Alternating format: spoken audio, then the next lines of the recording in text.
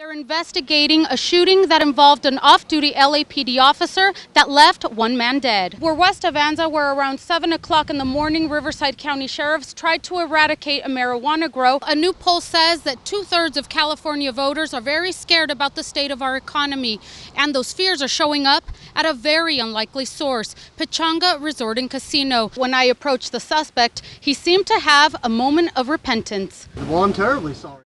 I'm in the city of Corona off of Dos Lagos and Temescal Canyon Road, where Riverside County Sheriff, CHP, and LAPD are all over the place. They're investigating a shooting that involved an off-duty LAPD officer that left one man dead. Employees and patrons of Seven Oaks General Store in Corona off of Dos Lagos and Temescal Canyon Road could not believe what they were witnessing. In terror, there's somebody has just got shot outside. There's a man with a gun outside. The guy in the Hummer pulled the gun up, the guy put his hands up, and the guy shot him. The guy in the Hummer, now sitting in the front seat of this police car, his name is Antonio Mendez. He's an active LAPD officer, off duty in his private vehicle. He's has about 2 years on the job. And he's part of the Crime Reduction Task Force. And at the time of the shooting, his 13-month-old son was in the back seat of the car.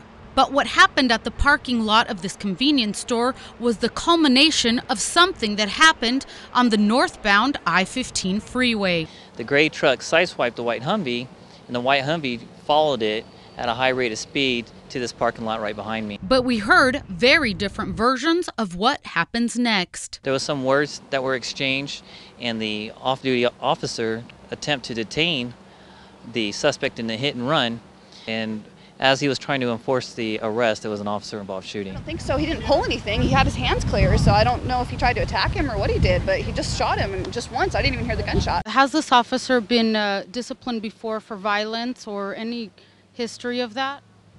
The nature of these investigations is that there's going to be the crime scene side, and that's going to be Riverside County, and then the administrative side, that'll be LAPD. And it's in that administrative investigation that all of that will come out. Mendez was questioned, and he has been placed on administrative leave pending the investigation. And we don't know much about the victim other than what witnesses told us on the scene. He was an older gentleman, like about 60. He didn't look like much of a threat to me. His name has not been released because his family has not been notified. I feel terrible that somebody's dead. She was the icing on her cake. She was just always laughing, always happy. When Tammy Russell dropped off her 6-month-old daughter, Caitlin, at her babysitter's, she never imagined it would be the last time she'd see Caitlin smile. Caitlin was left alone in a car by her babysitter, and Caitlin died from heat stroke. Caitlin was left in a car for hours on a hot August day, but the coroner said it only took 15 minutes for Caitlin to lose her life. We miss her dearly, and I just would pray that no other families would have to suffer the ongoing pain that we live with because of the loss of Caitlin. And with that powerful prayer, Tammy started For Our Kids' Sake, a nonprofit organization. That was the one last promise I could make to Caitlin, was to save another life. And so we've been working towards that and helping to educate and get the message out to the public that it's not safe. And her relentless campaigning has paid off. What we're seeing is a reduction in people doing it, but also a big increase in the public being aware and notifying the police that when they do see a child left alone in a vehicle. There's even a law in Caitlin's name. Caitlin's Law, and it was signed by Governor Davis in October of 2001, that makes it an offense to leave a child alone in a vehicle in the state of California. Her website is filled with priceless information and shares this advice. It's never safe to leave your child in the car. Like I said, it's not even for a minute. Use visual reminders or even put a stuffed animal in your child's car seat and move it to the front seat when they're in the car seat. That way it also serves as a visual reminder. If your child's going to daycare, just, if my child doesn't arrive by 30 minutes after they're supposed to, please contact someone, because in many cases, children's lives could have been saved. Caitlin will live on in hundreds of children who will be saved because a parent or daycare provider heard her story and was able to make the conscious decision not to leave a child alone in a car. I'm glad that I could have Caitlin leave an impact on this earth. I always said that she was meant to do something big. And if it was to save the lives of other children, then that's what it was. And I feel like we've accomplished that goal. The flames won't beat me. That's the phrase Jorge Garcia kept repeating to himself over and over as he fought the toughest battle of his life. Their home is in Rice Canyon, a rural area in northern San Diego County, an area hit hard by the wildfires. It looked like a battle zone. A lot of houses on fire. The Garcia story is the one of many immigrants, and when they saw the flames coming over the hills, leaving was not an option. We came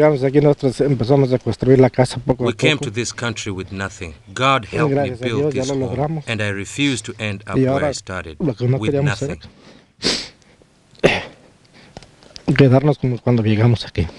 So Jorge rallied up 3 neighbors, 2 of his sons and 1 of his nephews, kissed their wives and younger children goodbye, and all picked up their weapons, a water hose. I just wanted to save my house. Like my dad said, we had nothing, and just to lose it all. They fought tirelessly through the night, and at around 2 in the morning they called for help. But fire crews already had their hands full, so they had to keep fighting. God will help us. It's going to be okay. Finally, at around 4 in the morning, some backup. I happened to know that the family was up all night fighting this fire with the little hoses, so I took him out, hooked him up to the fire hydrant, and left him for them to use. The fire was nearly out, and now with the larger hoses, they were able to finish the job.